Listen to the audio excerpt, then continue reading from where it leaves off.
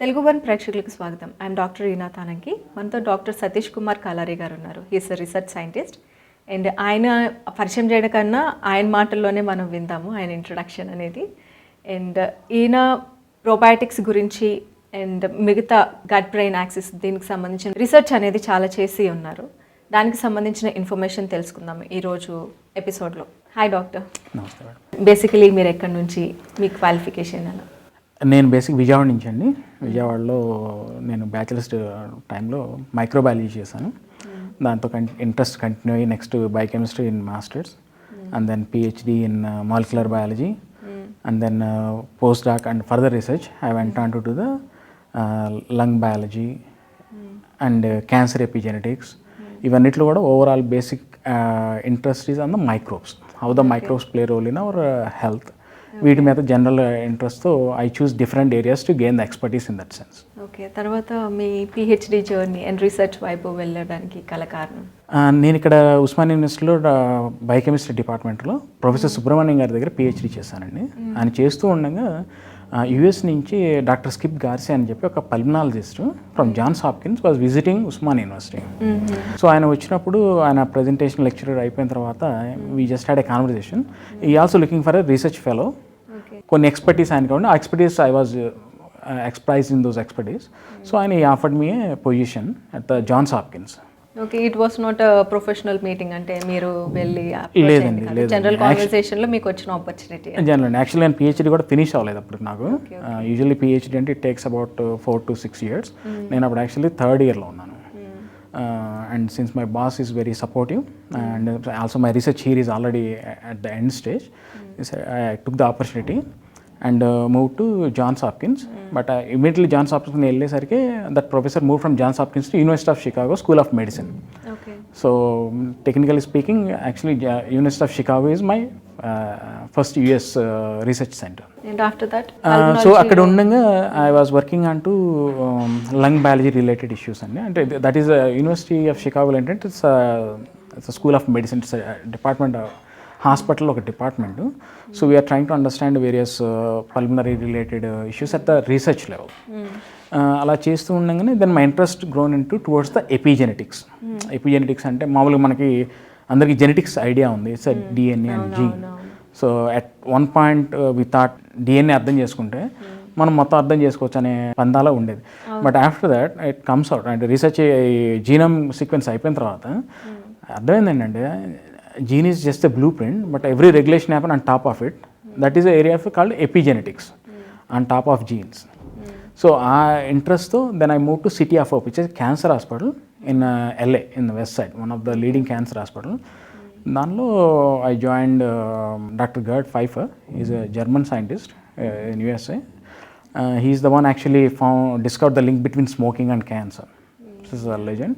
And we are the bigger part of the team of another legendary who actually synthesized insulin. ఇప్పుడు మనం ఎవరైతే cancer patients actually insulin shot తీసుకుంటున్నామో is one of the scientist who discovered it. So I was fortunate to work with all those people. And along with I also focus on to this microbiome like a gut flora, how that influence health. ఆ ఇంట్రెస్ట్తో I was continuing my research. ఇప్పుడు మీరు చెప్పిన వాటిల్లోనే microbiome అంటే ఏంటి? Microbiome అంటే బేసిక్గా it's very simple but complex to explain. నేను ఇంకొక ఈజీ సినారియోలో I will try to explain that. దానికన్నా వెళ్ళేముంది ఏంటంటే we need to understand most of our body, in fact 90% of our body cells made by bacteria or microbes. Bacteria is majority of those microbes, but 90%. So there is this concept called 10% human. Right? 10% human అంటే మనం మన human బాడీకి మనం as a human ఒక cell contribute చేస్తే దాంతోపాటు 10 microbes out of the most of bacteria. So మనం బేసిక్గా ఏంటంటే we are just a living colony for a group of bacteria.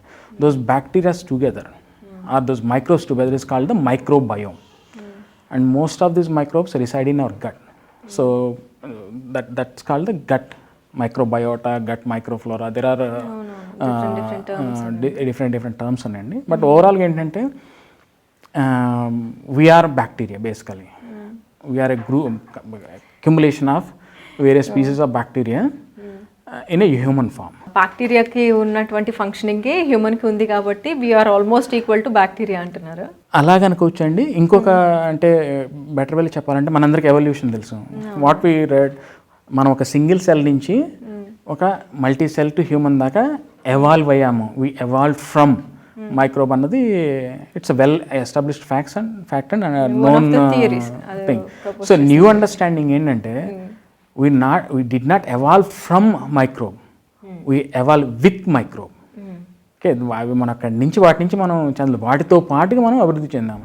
So that is the reason we're most of it is are made of microbes. So బేసిక్గా ఏంటంటే ఆ microbes play huge role in to our every day to day life అండి. We're supporting each other అన్నట్టు. Human కి bacteria support చేస్తుంది, బ్యాక్టీరియాకి human support చేస్తుంది, we're co living. Yeah, అంటే మనం హ్యాపీగా ఫీల్ అంటే అలా చెప్పొచ్చు. But in fact actual bacteria helps us more then what we help the bacteria. అంటే మనం హోస్ట్ అవుతున్నాం కదా బ్యాక్టీరియాకి అన్నట్టు. We are host, yeah. But all the మన బిహేవియర్ కాడి నుంచి, మన హ్యాబిట్స్ కాడి నుంచి, మన హెల్త్ అన్నీ directly or indirectly under the control of these microbes. నేను విన్నాను, అంటే ఇప్పుడు గట్లో ఉన్న బ్యాక్టీరియా వల్ల సెంట్రల్ నర్వస్ సిస్టమ్ ఇంపాక్ట్ అవుతుంది. సెంట్రల్ నర్వస్ సిస్టంలో జరిగే ఫంక్షనింగ్ ఏమైనా అటు ఇటు తారుమారు అయితే కనుక వచ్చేటువంటి డిజార్డర్స్. ఇప్పుడు గట్లో ఉన్నటువంటి బ్యాక్టీరియా గురించి మాట్లాడుకున్నాం కదా మనం. హెల్దీ బ్యాక్టీరియా అనేది అంటే మనకి ఉపయోగపడే బ్యాక్టీరియా గట్లో ఎక్కువ ఉంది, దాన్ని ఎలా మెయింటైన్ చేసుకోవాలంటారు? సో దాన్ని ప్రోబయాటిక్ అంటామండి. అంటే మోస్ట్ పీపుల్ యాంటీబయాటిక్. యాంటీబయాటిక్ అంటే యాంటీ అగెనిస్ట్, బయాటిక్ అంటే లైఫ్కి అగెనిస్ట్గా ఉంది యాంటీబయాటిక్. ప్రోబయాటిక్ అంటే ప్రో అంటే ఇన్ ఫేవర్, బయాటిక్ అంటే లైఫ్కి ఫేవర్ చేసేది probiotic. That is nothing but a good bacteria. మీరు అన్నట్టుగా మన శరీరంలో ఎక్కువ శాతం గుడ్ బ్యాక్టీరియా ఉంటుందండి. But at the same time there is also some bad bacteria. అంటే హార్మ్ఫుల్, బ్యాడ్ అంటే కానీ it's a harmful bacteria which is not useful for us. It's not only that they are not useful, వాటికి అవకాశం వస్తే they push us towards the sickness. Good and bad bacteria combination ఉంటుంది, అది most of the గట్లో ఉంటుంది. మనం ఇందాక gut అది చెప్పాము, జస్ట్ గివ్ ఎన్ ఇంపాక్ట్. మనం ఎట్లా అయితే 90% బాడీ బ్యాక్టీరియాతో అయ్యి ఉందనుకున్నాము, ఎన్ని రకాలు అంటే there are estimated to be, అంటే ఒక ఎస్టిమేషన్ ఏంటంటే 6,000 రకాల స్పీసీస్ ఆఫ్ బ్యాక్టీరియా మన గట్లో ఉంటాయి. వాటిలో already 500 to 600 are been identified. So very very complex అండి. ఎలాగైతే మనకు ఒక థంబ్ యూనిక్గా ఉంటుందో person to person, this is a gut signature unique for person to person. అది ఐడెంటిఫై చేసింది ఎవరు? అంటే ఇప్పుడు ఫింగర్ ప్రింట్స్, రెటీనా అనేది డిఫరెంట్గా ఉంది. ఇప్పుడు ఇది వింటుంది, ఇది కొత్త రకమైన విషయం కదా. అవునండి, ఐడెంటిఫికేషన్ స్పెసిఫిక్గా దీన్ని ఒక ఐడెంటిఫై చేయడమే లేదండి. When we take the samples from the gut, do the genome sequence, there is vastly different from person to person. So from there the conclusion came out that it's very unique. ఇప్పుడు మన గట్లో ఉన్నటువంటి బ్యాక్టీరియాకి central nervous సిస్టమ్కి ఏంటి సంబంధం? So మనం ఇప్పటిదాకా మనకు తెలిసిందంటే central nervous system it's CP of our body basically, right? మనం అంటూ అన్ని డెసిషన్స్ అక్కడే జరుగుతాయి, ఆ డెసిషన్ బేస్ చేసుకొని మన బాడీ ఫంక్షనాలిటీ జరుగుతుందని. ఇప్పుడు ఈ మైక్రోబియూలో కనుక చూసుకుంటే central nervous system is under control of a gastric nervous system. Gastric nervous system is nothing but these microbes we are talking about. Central nervous system సొంతగా తన డెసిషన్స్ ఏమి చేసుకోలేదు అన్నట్లుగా రీసెర్చ్ కనిపిస్తుంది. Central nervous system, enteric nervous system ఇచ్చే responses base చేసుకొని it will make a call.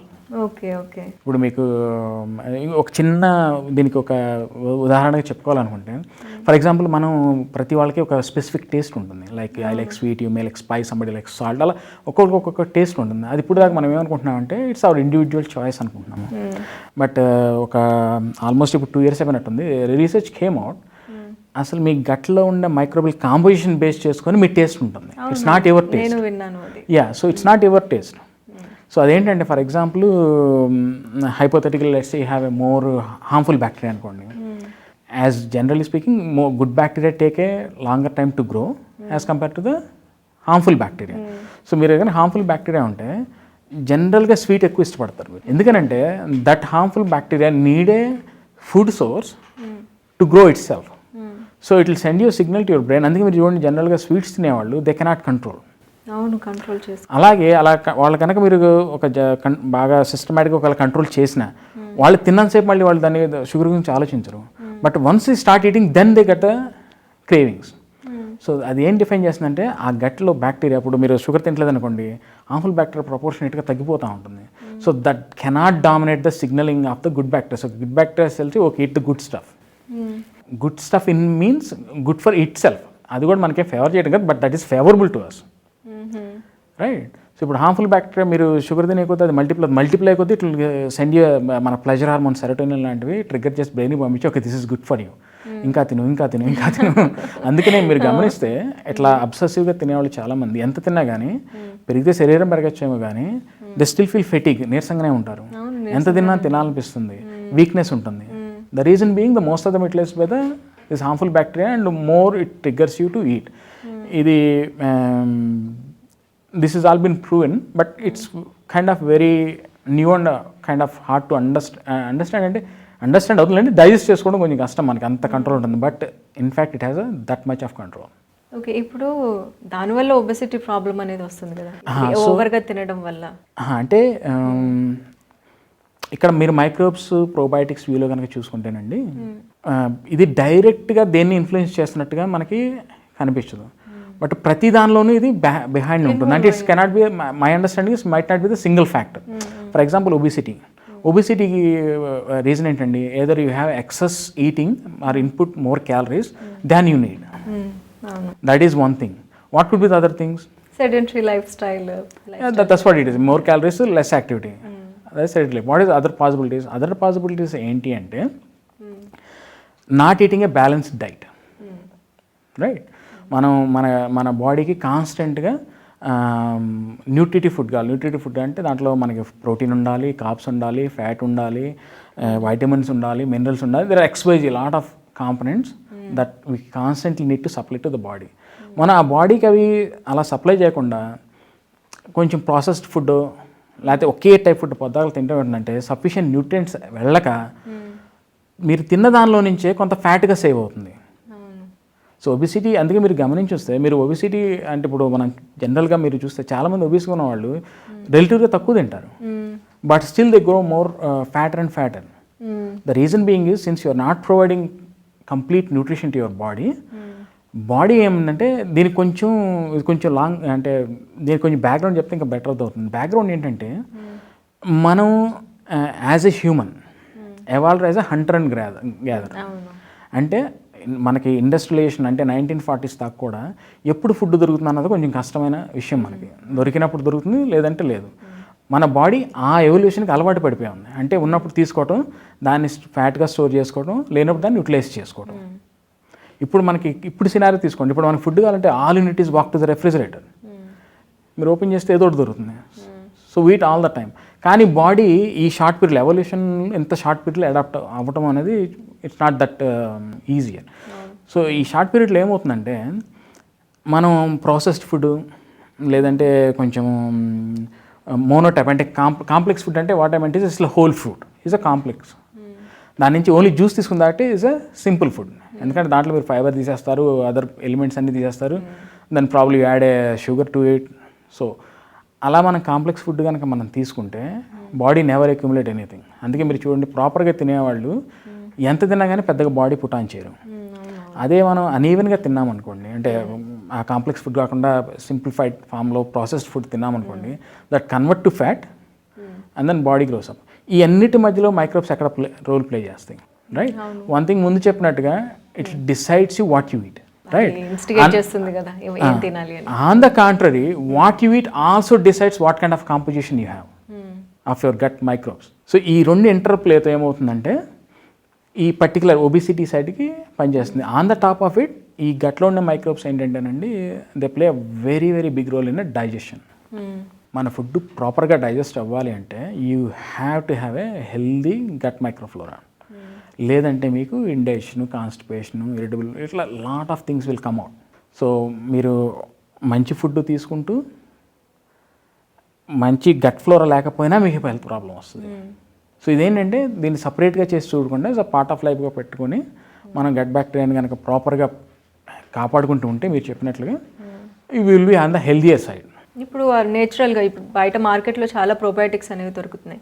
మీరు ఇందాక అన్నట్టు యూఎస్లో ప్రోబయోటిక్స్కి అది కమర్షియల్ మార్కెట్ అనేది ఉంది. ఇండియన్స్కి చాలా మందికి తెలీదు ప్రోబయోటిక్స్ అంటే ఏంటో.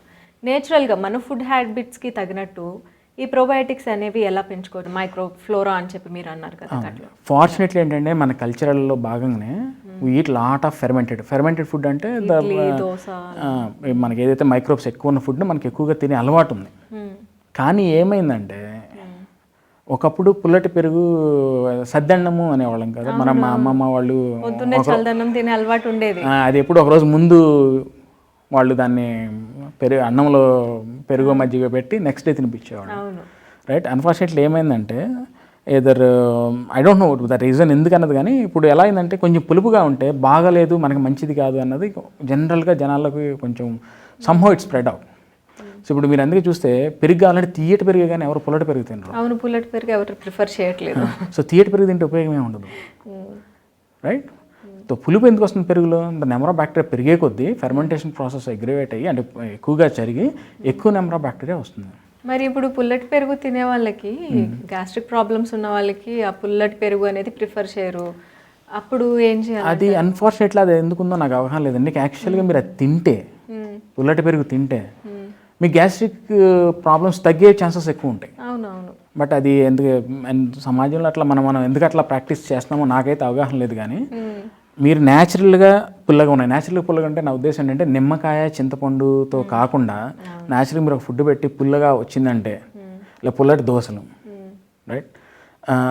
ఇవన్నీ ఏంటంటే దట్ ఈస్ దట్ సావర్నెస్, ఆ పులుపు అనేది బ్యాక్టీరియా వల్ల వస్తుంది. సో అది ఎంత పుల్లగా ఉన్నా మీరు కన్జ్యూమ్ చేయగలిగితే అంత బెటర్ మీకు. సో మీరు అడిగిన ప్రశ్నకి సమాధానం ఏంటంటే అండి, న్యాచురల్గా దీన్ని మనం ఎలా చేసుకోవాలి, కమర్షియల్ అవైలబుల్ ఉంది. ఇప్పుడు ఎవరైతే నార్మల్గా హెల్తీగా పెద్ద ఇష్యూస్ లేకుండా ఉన్నారో వాళ్ళందరికీ ఇవి సరిపోతాయండి. ఎందుకంటే మన పెరుగులో కానీ అని ఇడ్లీ దోశలు ఈవెన్ మీరు కుక్ చేసినా కానీ బ్యాక్టీరియా ఈ ప్రోబయోటిక్స్కి సెకండరీ ఎఫెక్ట్స్ ఉంటాయండి. చనిపోయిన తర్వాత కూడా బ్యాక్టీరియా గ్రో ఏమవుతుందంటేనండి, యాజ్ ఎ గ్రోత్లో భాగం అది మన శరీరం మన ఫుడ్లో ఉన్న షుగర్స్ని తీసుకొని దాన్ని న్యూట్రియంట్స్గా కన్వర్ట్ చేస్తుంది. Those nutrients are very useful for us.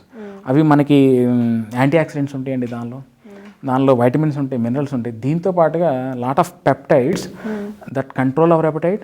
There is a lot of peptides that kill other harmful microbes. It works as antibacterial, antiviral, antifungal, అవి కూడా వస్తాయి. సో ఇడ్లీ దోశలో మనం ఈవెన్ లివింగ్ బ్యాక్టీరియా లేకపోయినా ఆర్ ఈస్ట్, బేస్గా ఇడ్లీ దోశ అనేది not mostly bacteria, but what ever the microbe it is, అవి ఆ secondary benefits కూడా వస్తాయి మనకి. కానీ ఇప్పుడు మనకి ఏం చేస్తామంటే వీఆర్ టేకింగ్ మోర్ హార్మ్ఫుల్, అంటే హార్మ్ఫుల్ అని కాదు, అంటే కాన్షియస్నెస్ అంతగా లేక మనం ఏదో ఒక ఫుడ్ తీసుకోవడం అదేంటి మనకి ట్రిగ్గర్ చేస్తుంది, ప్రాబ్లమ్ని ఎక్కువ చేస్తూ ఉంది. సో ప్రాబ్లం తక్కువ ఉన్న వాళ్ళు ఇలాంటి పుల్లటి తీసుకుంటే దాదాపుగా ఈ ప్రాబ్లమ్స్ని ఏదైతే దాని అసోసియేటెడ్ హెల్త్ ఉన్నాయో అన్నీ అవాయిడ్ చేయొచ్చు. అలా కాకుండా ప్రాబ్లం వచ్చిన వాళ్ళకి ఏంటంటే ఆ బ్యాక్టీరియా ఆ క్వాంటిటీ సరిపోకపోవచ్చు. So then you need probiotic enriched food. అంటే I don't like the word supplement అండి. This has to be the food life style హ్యాబిట్గా ఉండాలి. ఏదో ఒక రోజు 2 రోజులు ఇప్పుడు నేను ఈరోజు ప్రోబయోటిక్ దాని రేపటికి అయిపోతుంది అట్లేమి ఉండదు. అది ఏంటంటే లైఫ్ స్టైల్లో బాగా చేసుకుంటే over the period of time it will maintains your health. It's not a remedy to any disease, but it's a preventive. Remedy ఎప్పుడు వస్తుందంటే మీరు లాంగ్ టర్మ్గా కంటిన్యూ చేస్తే. I have few examples. నేను వేరియస్ ప్రాబ్లమ్స్ ఉన్నాయి జనాలు అంటే సొసైటీలో మా ఫ్రెండ్స్ వాళ్ళ మధ్యలోనే చాలామందికి చాలా ప్రాబ్లమ్కి నేను ట్రై చేసి చూసాను. It will come out it.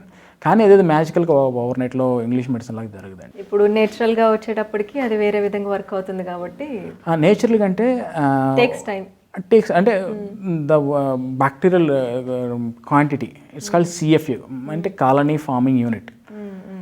అది యూజువల్గా బిలియన్స్లో కౌంట్ చేస్తాము. మనకి న్యాచురల్ ఫుడ్లో ఇది మిలియన్స్లో ఉంటుంది. మీరు ఇప్పుడు అన్నది కాలనీ ఫార్మింగ్ యూనిట్స్ అనేవి మన గట్లో ఉన్నది, అది కూడా మెజర్ చేసుకోవాల్సి ఉంటుంది. కానీ దానికి అంత అవగాహన ఉండి మన మైక్రోబియల్ ఫ్లోరా ఎలా ఉంది మన గట్లో అన్నది ఎవరికి తెలియదు. చాలా మంది టెస్ట్ చేయించుకోవడం, సప్లిమెంట్స్ తీసుకోవడం. అసలు ఫస్ట్ ఆఫ్ ఆల్ అలాంటి టెస్ట్ లేదండి. మనకి గట్లో ఎంత సిఎఫ్ ఎందుకు టెస్ట్ లేదు. బట్ జీనోమిక్స్ అడ్వాన్స్ అవుతున్న కొద్దీ ఇప్పుడు ఏమవుతుందంటే జీనోమ్ సీక్వెన్సింగ్ వచ్చింది. ఈవెన్ మనకి ఇండియాలో కూడా I saw few companies who actually do your gut flora sequencing and gut microbiota of sequencing. అదేంటంటే if you can afford it's well and good. It's bit అని నాకు అంటే పెద్దగా అవ్వలేదు, బట్ ఐ థింక్ నేను అట్లీస్ట్ యూఎస్లో అంటే it bit on the costlier side ఉంటుంది. సో మీరు దానికి స్పెండ్ చేసే బదులు అదే అమౌంట్ని మీరు ప్రోబయోటిక్స్ మీద లేదంటే మంచి ఫుడ్ మీద స్పెండ్ చేస్తే need not to know what is inside. It's very complex. Probiotics అనేవి తీసుకోవడం స్టార్ట్ చేస్తే ఇప్పుడు టెస్టింగ్కి వెళ్ళి దాని మీద ఇన్వెస్ట్ చేసే అంత అవసరం ఉండదు కాబట్టి ఇప్పుడు ఉన్నటువంటి లైఫ్ స్టైల్లోనే ఆ ప్రోబయోటిక్స్ అనేవి మన ఫుడ్లో ఉండేలా చూసుకుంటే కనుక బెటర్గా ఆరోగ్యం అనేది బెటర్ అయ్యేటువంటి మేము జనరల్గా మేము ఎవరికి రిఫర్ చేస్తామంటే గట్ సీక్వెన్సింగ్ ఎవరికైతే సివియర్ ప్రాబ్లమ్స్ ఉంటాయో. ఫర్ ఎగ్జాంపుల్ సివియర్ ప్రాబ్లం అంటే ఎలా అంటేనండి, నేను నాకు ఎక్స్పీరియన్స్ నాకు ఎగ్జాంపుల్ ఇస్తాను. నేను ఒక friend of mine, she is generally healthy, ఏం ప్రాబ్లమ్స్ లేవు ఆవిడకి. కాకపోతే వాళ్ళ అమ్మాయికి ప్రోబయోటిక్స్ కావాలంటే since I consume daily probiotics I just shared mine. So ఆవిడ కూడా అది కన్జ్యూమ్ చేశారు. కన్జ్యూమ్ చేస్తే then she felt unbearable pain.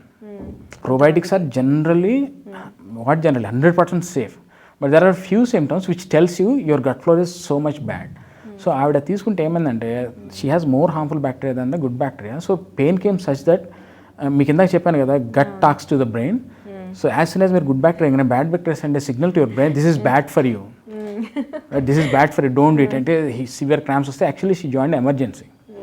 But with in hours come out బయటకు వచ్చేసారనుకోండి, అలాంటి వాళ్ళకి మేము రిఫర్ చేస్తాం. ఎందుకంటే they are quite damage their gut. అప్పుడు వాళ్ళు కొంచెం జీనోమ్ సీక్వెన్స్ చేసుకొని అసలు ఎంత సివియారిటీ ఉంది, దానికి మెడికల్ ఏమైనా హెల్ప్ తీసుకోవాల్సిన అవసరం ఉందా, లేకపోతే న్యాచురల్గా ప్రోబయోటిక్స్ సరిపోతుందన్న అవగాహన కోసం చేస్తాం. Other than that, as long as we include probiotic rich food and daily life, it's more than enough. Okay, ఇప్పుడు వరకు ప్రోబయోటిక్స్ అంటే ఇప్పుడే తెలిసింది నాకు ఈ వర్డ్.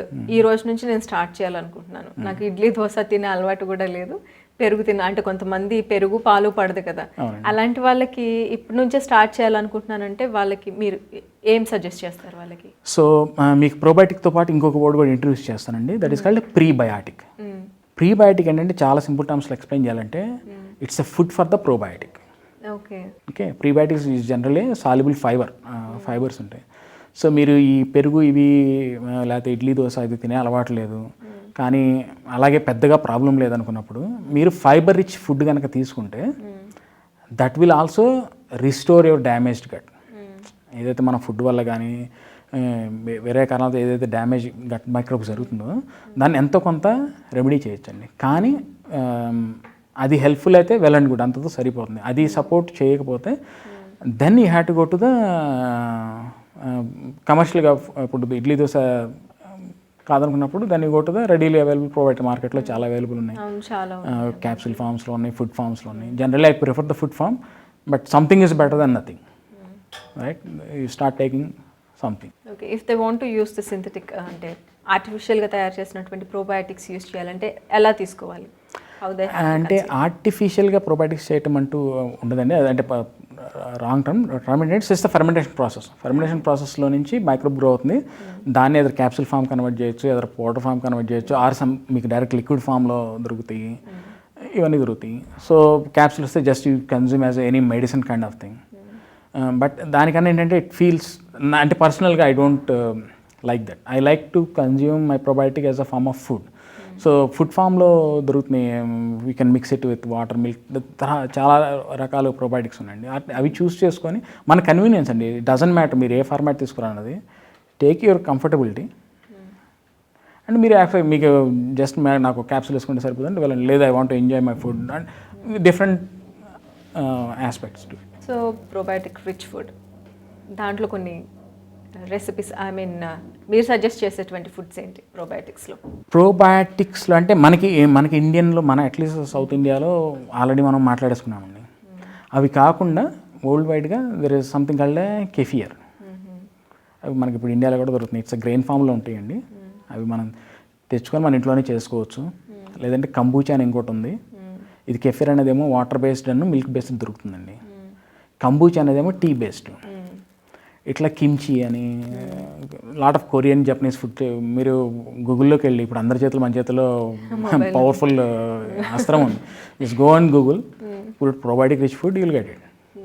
చాలా ఉన్నాయండి, నాట్ 1 2, బట్ మన యూసేజ్లో ఉన్నవి ఇడ్లీ దోశ, ఈ పుల్లటి మజ్జిగ పెరుగు ఇలాంటివి.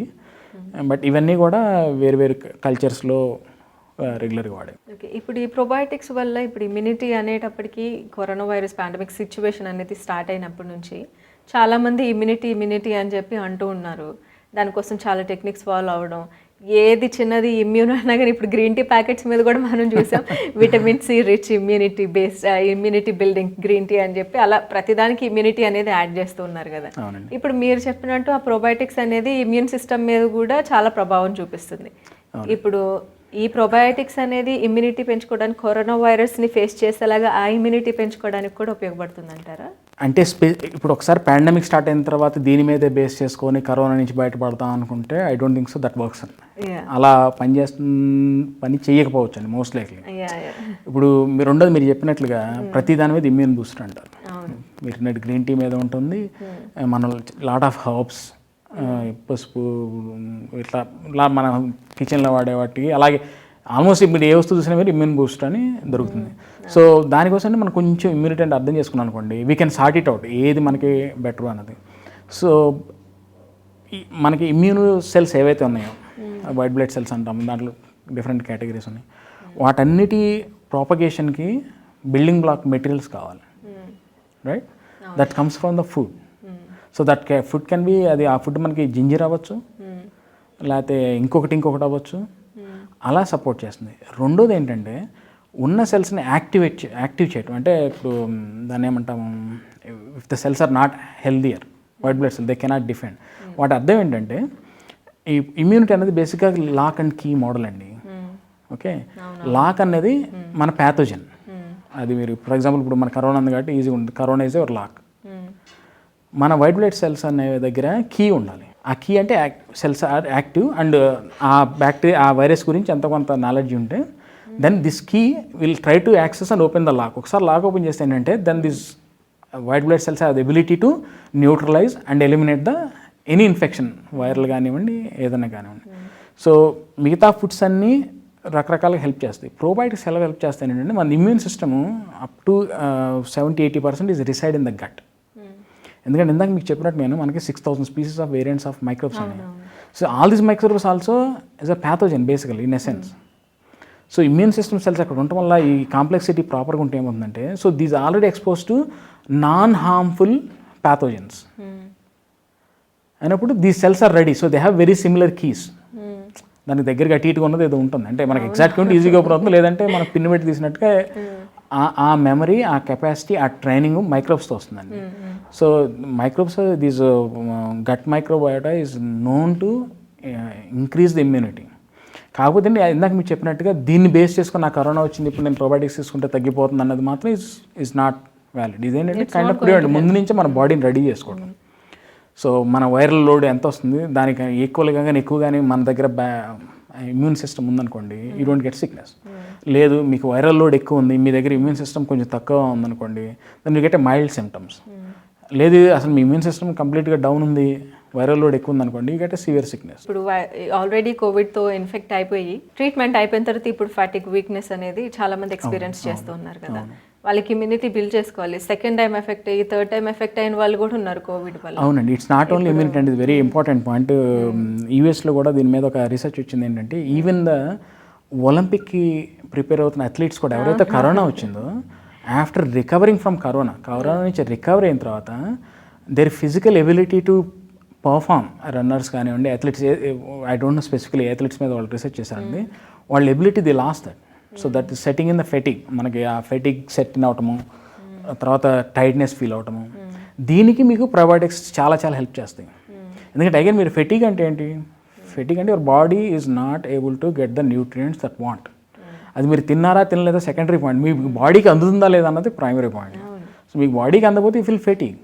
బాడీకి ఎందుకు అందవు, లెట్స్ సే మీరు తిన్నారు, ప్రాపర్ న్యూట్రిషన్ తీసుకున్నారు, అండ్ మీరు ఫెటిక్గా ఉంది, బాడీకి అందలేదు. ఎందుకు అందలేదు, there are lot of factors. Majority or major factor is digestion. మీరు డైజెషన్ ప్రాపర్గా జరిగి అది బాడీలోకి ప్రాపర్గా ఎంట్రీ అయితే then the fatigue will come out. ఆ క్రిటికల్ జంక్షన్స్లో మైక్రోబ్స్ ప్లే చేస్తాయి. మీకు ఇప్పుడు ఏంటంటే మీకు ఇంకొక విషయం తెలియాలి ఏంటంటే, ఇంత కాంప్లెక్స్ మైక్రోబ్స్ ఉన్నా కానీ they are very sensitive to the signals. For example ఏంటంటే, మీకు స్మాల్ స్ట్రెస్, సివియర్ స్ట్రెస్ కూడా కాదండి, చిన్న స్ట్రెస్ అనిపిస్తే కూడా the bacterial gut flora goes down. అవును, సో ఇట్స్ వెరీ సెన్సిటివ్. అలాగే మీరు యాంటీబయాటిక్స్ తీసుకున్నారంటే అసలు కంప్లీట్గా లోపల డిస్ట్రక్షన్ క్రియేట్ అవుతుంది. అలాగే unbalanced food, stress, antibiotics, life style habits, ఇవన్నీ మీకు గట్ని ఇన్ఫ్లుయెన్స్ చేస్తాయి. ఇప్పుడు మీకు కరోనా వచ్చినప్పుడు so you have a severe stressor in your body. So that stress compromises the gut flora. Once the gut flora is compromised, since you are in medication or other stress, అది recover అయ్యే chance ఉండదు. ప్రాపర్గా తినలేకపోతారు, మీరు recover అయ్యే chance ఉండదు. So the fatigue sets in. సో ఎవరైతే probiotics, nutrient rich food combination ఇలా అవి తీసుకుంటే దాని నుంచి బయటపడే ఛాన్సెస్ చాలా చాలా ఎక్కువ ఉంటాయి. ఇప్పుడు క్యాన్సర్ పేషెంట్స్లో కీమోథెరపీ, రేడియేషన్ థెరపీ తీసుకునే వాళ్ళకి ఇమ్యూన్ సిస్టమ్ సప్రెషన్ అనేది ఉంటుంది కదా, వాళ్ళకి ప్రోబయోటిక్స్ ఎంతవరకు ఉపయోగపడుతుంది అంటారా?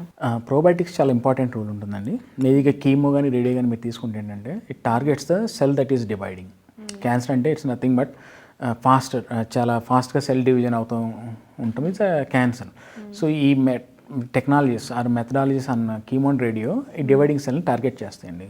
సో మనకి క్యాన్సర్ సెల్తో పాటుగా బాడీలో నార్మల్గా కూడా కొన్ని సెల్స్ ఎప్పుడూ డివైడ్ అవుతూ ఉంటాయి. One of that is our gut lining. Gut lining almost replaces every day. So their cells are constantly on the division. It has to divide.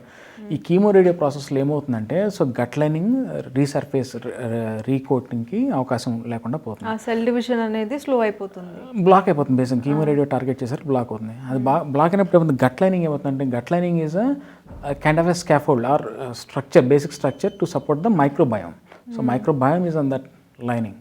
So మీరు గట్ లైనింగ్ పోతే దాంతోపాటు మైక్రోబయోమ్ కూడా పోతుంది. రెండోది ఇందాక చెప్పినట్టుగా ఏంటంటే stress also play very important role in their complexity and the quality in sense the CFE values of the micro. సో ఇది తగ్గటంతో ఏమవుతుందంటే your body lost the ability to digest and absorb the nutrients. మన బాడీలోకి proper digestion absorption జరగాలంటే మీకు healthy gut flora లేకుండా impossible అండి.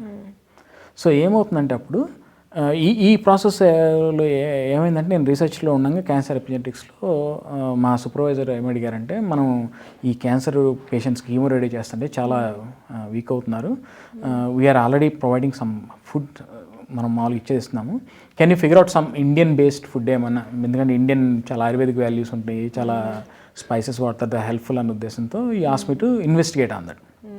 ఇన్వెస్టిగేట్ చేస్తూ there are a lot of foods definitely that help the cancer patients, but the same time ఏంటంటే irrespective of that the gut flora seems to be playing a critical role. మీరు ఎలాంటి food తీసుకున్నది in my opinion a secondary point. How is your gut flora is a primary point. So my research lead me to there. Okay, if you gut flora ని కనుక మనం restore చేస్తే ఏదైతే damage అయిందో in this particular case chemo radiotherapy దాన్ని కనుక మనం restore చేయగలిగితే there may be some effect, అంటే బెనిఫిట్ ఉంటుందని రీసెర్చ్ పేపర్ సర్వే చేసినప్పుడు I will come to conclusion of that. Then we started giving this few patients probiotics. Then we see the almost everybody felt relaxed and able to enjoy their life. In a sense chemo radio ఎంత stress తీసుకొస్తుంది, ఎంత ఫిజికల్గా damage చేస్తుందో దాన్ని ఎంతో కొంత ఇది తగ్గిస్తుంది. సో మీరు అడిగినట్లుగా this microbes has a very very important role. Not only helping this, actually there is research saying that if you consume probiotics right from the beginning, it actually prevent you becoming either cancer, affect with the cancer or metabolic disorders, diabetes కానీ hypertensions కానీ ఇవన్నీ కూడా చాలా వరకు తగ్గుతాయని research is indicating. ఇప్పుడు మనం మాట్లాడుకున్నట్లు కడుపులో ఉన్నటువంటి అంటే మన గట్లో ఉన్నటువంటి ప్రోబయోటిక్స్కి అండ్ గట్కి సెంట్రల్ నర్వస్ సిస్టమ్కి రిలేషన్ గురించి మనం మాట్లాడుకున్నాం కదా. It is also affecting the other systems, అంటే నర్వస్ సిస్టమ్ అని, రిప్రొడక్టివ్ సిస్టమ్ అని చెప్పి ఇవన్నీ బ్యాలెన్స్ చేయాలంటే మనం ఎలాంటి జాగ్రత్తలు తీసుకుంటే మంచిది? బేసిక్ ఏంటంటే మనకి ఉన్న biological systems digestive, metabolic, immune, neuronal, reproductive systems, ఈ ప్రైమరీ ఈ సిస్టమ్స్ అన్నీ కూడా directly depend upon the digestive system. మిగతా 4 కూడా డైజెస్ట్ సిస్టమ్ మీద ఆధారపడతాయి. ఎందుకంటే మనం బేసిక్గా మనం హెల్తీగా ఉండాలంటే ఏం కావాలండి, రైట్? హెల్తీగా ఉండాలంటే మనకి ఎనర్జీ కావాలి, right? That energy comes from the food we eat. That food ఏదైతే తీసుకున్నా అది మనకి డైజెస్టివ్ సిస్టమ్లోనే ప్రాసెస్ అవ్వాలి. అక్కడ ప్రాబ్లం వస్తే మిగతా సిస్టమ్స్ అన్నిటికీ ప్రాబ్లం వస్తుంది. రెండోది ఏంటంటే ఎనర్జీతో పాటుగా అనదర్ ఈక్వల్లీ ఇంపార్టెంట్ ఏంటంటే మనకి బిల్డింగ్ బ్లాక్స్ కావాలి.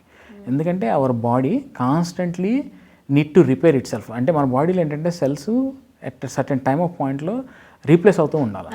అది డైలీ ఏదో ఒకటి జరుగుతుంది. Like for example blood cells మీకు తెలుసు 120 డేస్లో రీప్లేస్ అవ్వాలి. ఇందాక గట్లని చెప్పాను, ఎవ్రీడే రీప్లేస్ అవ్వాలి. అట్లా almost every organ need to replace it cells. So కావాలంటే it need a building blocks. What is building blocks? Again protein, carbs, fats. ఇది బేసిక్గా మనం ఒక ఎనాలజీగా గోడను తీసుకుంటే ఇటుక, సిమెంట్, సున్నం, ఇసుక, cement primary, carb, fat, protein. దాని మీదకి మీరు గోడ మీద ఏం చేస్తారు? ఈ స్మూత్ కోసం పుట్టి అనేది వేస్తారు, తర్వాత కలర్. అలాగే మీకు unit vitamins and minerals and antioxidants ఇవన్నీ కావాలి. ఇవన్నీ మనకి ఎక్కడి నుంచి రావాలి? ఫుడ్లో నుంచి రావాలి, రైట్? అంటే కొంత మన బాడీ కూడా చేసుకోగలుగుతుందండి, but there are something call essential nutrients. అది మన బాడీ చేసుకోలేదు, బయట నుంచి రావాలి. అది ఫుడ్లోంచి రావాలి. ఫుడ్లో నుంచి వచ్చిన తర్వాత ఫుడ్ వచ్చింది అనే అర్థం ఏంటంటే మీ డైజెస్టివ్ సిస్టమ్ కనుక దాన్ని ప్రాపర్గా డైజెస్ట్ చేసి దాన్ని ప్రాపర్గా సార్ట్అవుట్ చేయకపోతే ఈ ఆర్గన్ అన్నిటికీ సప్లై అయిపోతుంది, right? Or you get defective materials. So ఈ డిఫెక్టివ్ మెటీరియల్ అప్పుడు ఏమవుతుంది? Then the regeneration process damage అవుతుంది. So over a period of time that can lead to a maybe disease or some kind of symptom. ఆ విధంగా ప్రతి system gut మీద మన digestive system ఆధారపడుతుంది. Digestive system in turn primarily depend. There are other things, not just probiotics. And body is a dynamic thing. We cannot say this is the only thing. But what I'm saying, this is one of the major component that plays a role. So ఈ probiotics మీద ఈ digestion అంతా ఆధారపడి ఉంటుంది. So again you can loop it back. మీకు gut flora బాగుంటే digestive బాగుంటుంది. Digestive బాగుంటే మిగతా 4 మీకు మెటబాలిక్ సిస్టమ్ కానీ, నర్వస్ సిస్టమ్ కానీ, ఇమ్యూన్ సిస్టమ్ కానీ, రీప్రొడక్టివ్ సిస్టమ్ కానీ హెల్తీగా ఉంటుంది. మీ గట్ ఫ్లోరా డ్యామేజ్ అయితే so your digest system is damage. So since your digest system is damaged, then rest of the systems also eventually get damaged. For example మీకు metabolic disorders ఉన్నాయండి. What are metabolic disorders? There is something wrong with your metabolite. Metabolite is nothing but the protein and fat and carbon what we eat. అది ఎలా process అయ్యే బాడీలోకి వెళ్ళింది, దానిలో variation వస్తేనే మనకి డిసీజెస్ వస్తాయి, right? So that how it is directly involve to the microbes, microbiome or probiotic. ఇప్పుడు ఆటో ఇమ్యూన్ డిజార్డర్స్కి ఈ మెటబాలిక్ డిజార్డర్స్కి ఎలాంటి కనెక్షన్ ఉందంటారు? I'm not sure there is a direct connection అండి. బట్ మెటబాలిక్ డిజార్డర్స్ మీకు అవగాహన వచ్చేస్తుంది కదండి. ఇది డయాబెటీస్ అవ్వచ్చు, లేకపోతే హైపర్ టెన్షన్ అవ్వచ్చు, లేదంటే హార్ట్ అటాక్స్ అవ్వచ్చు. These are all metabolic disorder. Auto immune disorder ఏంటంటే ఆటో అంటే సెల్ఫ్, ఇమ్యూన్ అంటే మన సొంత సెల్స్ మీద మన సొంత ఇమ్యూన్ సిస్టమ్ కనుక దాడి చేస్తే వచ్చే ప్రాబ్లం ఆటో ఇమ్యూన్ డిజార్డర్స్. మనకి చాలా కామన్గా అందరికీ వచ్చేది ఏంటంటే joint pains. This is auto immune disorder. ఎలాగా అంటే again you come back to your basic system, what is digestive system. ఇప్పుడు మీరు ఫర్ ఎగ్జాంపుల్ ఏదైనా ఫుడ్ ఆర్టికల్ తీసుకున్నారనుకోండి, లెట్స్ ఏ తోటకూర, just for simplicity. So it has all the nutrients, most of the nutrients, but our body cannot use them directly. సో వాటిని ఆ తోటకూరని single point లెవెల్లో డైజెస్ట్ చేసి ఆ బిల్డింగ్ బ్లాక్స్ తీసుకెళ్ళి మనకు కావాల్సినవి మనం బిల్డ్ చేసుకోవాలి, రైట్? ఆ ప్రాసెస్ జరగకుండా పార్షియల్ డైజెషను, లేకపోతే ఇప్పుడు మీకు సంథింగ్ కాల్డ్ అంటే కొంచెం అన్రిలేటెడ్ గట్ లీకేజ్ సిండ్రోమ్ అని ఒకటి ఉంటుంది. అంటే ఈ ప్రోబయోటిక్స్ ఏంటంటే అన్నీ మన డైజెస్ట్ అయినట్టు అన్నింటినీ లోపలికి వెళ్ళకుండా మానిటర్ చేస్తూ మంచి కావాల్సిన లోపలికి టాక్సిన్స్ని తీసేసే ప్రాసెస్ అనమాట. ఇప్పుడు అది కనుక ఫెయిల్ అయింది అనుకోండి, సో యువర్ బ్లడ్లోకి ఏముందంటే partial digested unwanted food items కూడా వచ్చే అవకాశం ఉంటుంది. సిన్స్ అవి మనం బాడీ యూటిలైజ్ చేసుకోలేదు కాబట్టి it stores in the joints.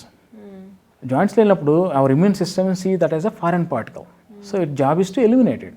So it mounts the immunity against it. I'm just giving one example of the autoimmune. There are lot of variants and lot of కేటగిరీని నేను ఒకటి simplify చేసి చెప్తుంది. ఇప్పుడు మనం rheumatoid arthritis గురించి మాట్లాడుకున్నాం, just joint pains. Rheumatoid arthritis has to do with the bone deformities, the joint fluid boat, అది వేరు. ఇది ఏమవుతుందంటే పార్షియలీ డైజెస్టెడ్ ఫుడ్. నేనేం చెప్తాను, కామన్గా వచ్చే మీరు చాలామంది చూడండి పెయిన్స్ ఉన్న డాక్టర్ దగ్గరికి వెళ్తారు, మీరు ఏం టెస్ట్ చేసినా ఏం ప్రాబ్లం బయటపడదు.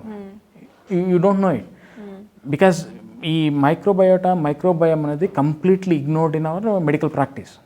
ఇప్పుడు రీసెంట్గా ఏమైందంటే యాంటీబయాటిక్స్ ఇస్తే ప్రోబయోటిక్ ఇవ్వాలనేది డాక్టర్స్ ఫాలో అవుతున్నారు కానీ, but at there is no comprehensive idea. So ఈ పార్షియల్ డైజెస్టివ్ ఫుడ్ ఎప్పుడైతే జాయింట్కి వస్తుందో దాన్ని మన ఇమ్యూన్ సిస్టమ్ అటాక్ చేసినప్పుడు ఇన్ఫ్లమేషన్ వస్తుంది. That is auto inflammation, one of the auto inflammation. So మీరు దాని నుంచి రికవర్ అవ్వాలంటే దాన్ని everything comes back to digestion అండి. మన కార్కి ఇంజిన్ ఎలా ఇంపార్టెంటో ఆ ఇంజిన్ నడవడానికి పెట్రోల్ ఎంత ఇంపార్టెంట్, మన బాడీకి డైజెస్ట్ సిస్టమ్ ఎంత ఇంపార్టెంట్, దానికి మైక్రోబ్స్ అంత అవసరం. ఇప్పుడు ఇంజన్కి పెట్రోల్ అవసరమైనట్టు డైజెస్టివ్ సిస్టమ్కి మైక్రోబ్స్ అలాగా అవసరం కావాలి, లేకుంటే it cannot fuel it cannot అంటే ఫ్యూల్ అని కాదు, కెనాట్ ఫంక్షన్ ఎఫిషియెంట్లీ. అసలు ఇంకొక ఫ్యాక్ట్ మీకు, మనం కనుక మనలో ఉన్న మైక్రోబ్స్ కనుక మనం కనుక సపరేట్ చేయగలిగితే it's impossible to do it. Let's if you do it, human cannot survive. You're that much depend upon the microbiome. ఇప్పుడు మన న్యూరోలాజికల్ డిసార్డర్స్ ఉన్నాయి కదా, వాటిని ప్రోబయోటిక్స్తో కూడా తగ్గించవచ్చు, చాలా వరకు సబ్సైడ్ చేయొచ్చు అని చెప్పి విన్నాను నేను. అది ఎంతవరకు నిజమంటారు? అది యాజ్ ఎ రీసెర్చ్ సేస్, నాకు దానికి అంత డైరెక్ట్ నాలెడ్జ్ లేదు కానివ్వండి, but research is coming out that some of the psychological or neural related diseases also influence by the gut flora. I don't know the mechanism. అంటే నాకు తెలిసి research is on going on that, but they found brain axis అని అలాగా. Gut brain axis is different, it's a functionality related. మీరు చెప్పేది autism, Alzheimer's, ఇవన్నీ they found the correlation. They found that, అంటే ఇప్పుడు యాక్చువల్ క్లినికల్ ట్రయల్స్ కూడా జరుగుతున్నట్టు యూఎస్లో ప్రోబయోటిక్స్ ద్వారా దాన్ని ఎట్లా రికవర్ చేయొచ్చు అనేది. బట్ మెకానిజం ఆఫ్ యాక్షన్ పెద్దగా ఇంకా ఈవెన్ దీనిలో చాలా చాలా మైక్రోబ్స్కి మిగతా ఫంక్షన్స్ కూడా మెకానిజం యాక్షన్ ఇంకా ఐడెంటిఫై చేయలేదండి. అంటే research is on going, even though this microbes been with us forever, this is the new area of research field. Okay, ఇప్పుడు మామూలుగా గట్ ఫ్లోరాకి మిగతా సిస్టమ్స్కి కనెక్షన్ అనేది ఇంకా పూర్తిగా ఎస్టాబ్లిష్ కాలేదు. It is being in the construction stage. And mechanism of action అంటే mechanism అంటే ఎట్లా ఎగ్జాక్ట్గా ఫంక్షన్ చేస్తుంది అన్నది తెలియదు. బట్ జనరల్ అండర్స్టాండింగ్ ఏంటంటే it has to do something, it has to do with your digestion అండి. One way or other it has to do. Aspect అయితే ఉంది కానీ అది ఎలా వర్క్ ఎలా అన్నది at least I don't know, maybe there is a very recent research came out, but I'm not influence correlations వరకు I'm clear. But my understanding is basically anything goes wrong in our body other than the vector based అంటే for example దోమగుట్టి malaria రావడము, లేకపోతే కలుషితమైన water తాగి కలరా రావడము కాకుండా న్యాచురల్గా బాడీకి వచ్చే మిగతా ఇష్యూస్ ఏదైతే ఇప్పుడు సివియర్గా జనాలు ఫీల్ అవుతున్నారో, that one way or other it has to start from damaging your gut microbiota and effecting your digestion. Okay, ఇప్పుడు ఈ పాండమిక్ సిచ్యువేషన్లో కరోనా వైరస్కి సంబంధించి, ఈ ఇమ్యూనిటీకి సంబంధించి ఇప్పుడు ఏమన్నా రీసెర్చ్ వర్క్ అనేది చేస్తున్నారా మీరు? అంటే నేను ఇప్పుడు దానికి స్పెసిఫిక్ ఏం చేయట్లేదండి, but there are few research articles came out. బేసిక్గా అంటే ఇది వైరల్ ఇన్ఫెక్షన్ ప్రోబయోటిక్స్ అన్నది is kind of been studied for some time అండి. ఇప్పుడు కరోనా ఓరియంటేషన్లో కూడా స్టడీ చేస్తున్నారు, but I don't think so results came out. But బేసిక్గా జరిగేది ఏంటంటే microbes can block the infection at multiple levels. One is entry, అంటే మనకి వైరల్ లోడ్కి ఎక్స్పోజ్ అయినప్పుడు if have a healthy amount of gut flora and normal human microflora, it will blocks the entry. ఒకటి ఏది entry into the body. Second thing is entry into the cell. ఇప్పుడు any virus if had virus sickness అంటే ఏంటంటే బేసిక్గా virus will sit on some of our body cell and use the cell for it own propagation, in the process destroyed. ఈ microflora, gut microflora normal human flora seems to block the entry of the virus in to the cell also. ఒకటేమో బయట నుంచి వచ్చేది, దాని ఏమంటాం steric entrance ద్వారా black చేసేది ఉంది. రెండోది సెల్లోకి ఎంట్రీ అయ్యేది ఉంది. మూడోది సెల్లోకి ఎంట్రీ అయినా కానీ ఆ సెల్ని ఇమీడియట్గా ఐడెంటిఫై చేసి దాన్ని ప్రాపగేట్ చేయకుండా కూడా పనిచేస్తుంది. మూడోది లెట్సే ఎంట్రీ అయిపోయింది, ఇన్ఫెక్షన్ అయిపోయింది, ప్రాపగేషన్ అయిపోతే still the microbes has ability to mark those cells and invite our white blood cells and try to eliminate it. So ఇలాగా పనిచేస్తుంది జనరల్ వైరసెస్లో, దాదాపుగా అన్నిట్లోనే పనిచేస్తుంది. కరోనాలో కూడా ఇలాగ పనిచేస్తుంది అన్న ఉద్దేశంతో there are few articles came out. ఇందాక మనం మాట్లాడుకుంటూ అనుకున్నాం కదా, సెంట్రల్ నర్వస్ సిస్టమ్కి డైజెస్టివ్ సిస్టమ్కి ఇంటర్లింక్ అనేది ఉంది. ఇప్పుడు సెంట్రల్ నర్వస్ సిస్టమ్కి సంబంధించిన చాలా డిజీజ్ అనేవి చూస్తూ ఉన్నాం మనం. అంటే ఇప్పుడు సరిగ్గా మాట్లాడలేకపోవడం అది కూడా ఒక కైండ్ ఆఫ్ ఆస్పెక్ట్ అయిపోయింది. అటెంటివ్గా ఒక పని చేయలేకపోవడం, ఇటు డిస్ట్రెస్ వల్ల అవ్వచ్చు, స్ట్రెస్ అవ్వచ్చు, లేకుంటే డిప్రెషన్ అవ్వచ్చు, మిగతా కైండ్స్ ఆఫ్ ఆస్పెక్ట్స్ చాలా ఉన్నాయి. ఇప్పుడు ఈ ప్రోబయోటిక్స్ తీసుకోవడం వల్ల అది అన్నోయింగ్లీ, ఇప్పుడు స్ట్రెస్ అనేది వచ్చింది లేకపోతే యాంగ్జైటీ అనేది వచ్చింది అని అంటే అది అన్నోయింగ్లీ జరిగిపోతుంది.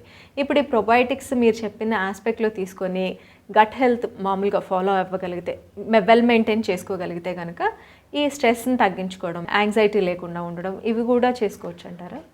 This is already research is done on that area అండి. అంటే some of the research already done. It seems to calm our nerves. Probiotics calms our nerve, reduce the anxiety, increase the focus. In fact, if I'm not there is a study saying that the kids who consume probiotics perform better in the school because they have less other problems, they have more focus. Yeah. So ఆ ఏరియాలో again mechanism action I don't no but that seems to be working. ఇప్పుడు చాలా స్కూల్స్లో కూడా ఈ probiotics అనేది దాని importance అనేది ఎంకరేజ్ చేయడం అనేది చూస్తున్నాను. అంటే స్కూల్కి సైకాలజిస్ట్ అలాగ కంపల్సరీ అయిపోయారు. ఇప్పుడు న్యూట్రిషనిస్ట్ని కూడా కొన్ని స్కూల్స్లో మంచి స్కూల్స్లో పెట్టడం అనేది జరుగుతుంది. వాళ్ళ న్యూట్రిషన్ వాల్యూస్ని అనలైజ్ చేసి ఇది చేయాలి అని చెప్పి అటెన్షన్ని ఇంప్రూవ్ చేయడానికి. ఇప్పుడు స్కూల్ ఎడ్యుకేషన్లో కూడా ఎలా ప్రమోట్ చేయొచ్చు అంటారు దీన్ని మిగతా వాళ్ళకి ఇంట్రడ్యూస్ అయ్యేలాగా? సో ఇది యాక్చువల్లీ గుడ్ సార్ అండి. If the schools are doing it's really good. ఎందుకనంటే again it's my personal understanding, పిల్లలకి కనుక ప్రోబయోటిక్స్ మొదటి నుంచి కన్జ్యూమ్ చేస్తే పిల్లలు generally are healthy because they don't have much of the not expose to surroundings or stress or whatever. So relatively they are healthier.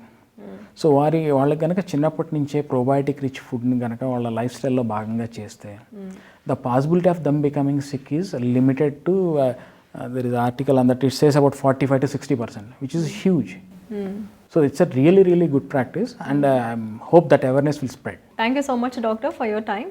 ఇప్పుడు మనం discuss చేసుకున్నటువంటి అంశాలు చాలా వరకు ఇట్స్ బియాండ్ మై నాలెడ్జ్. చాలా మందికి అర్థం కాని విషయాలు కూడా అవి ఇంకా తెలుసుకోవాలని ఆశపడుతున్నాను. Thank you so much for your time. And చూసారు కదా, ఇప్పటి వరకు మనం మాట్లాడుకున్న విషయాలు ఇది జిస్ట్ మాత్రమే, బ్రీఫ్గా మాట్లాడుకోవడం జరిగింది. ఇంకా దీని గురించి ఇంకా టాపిక్ డిస్కస్ చేస్తూ ఉంటే కనుక ఎన్ని గంటలు అవుతుందో తెలియదు. కాబట్టి దీనిని క్రమక్రమంగా మీకు పరిచయం చేయడం జరుగుతుంది.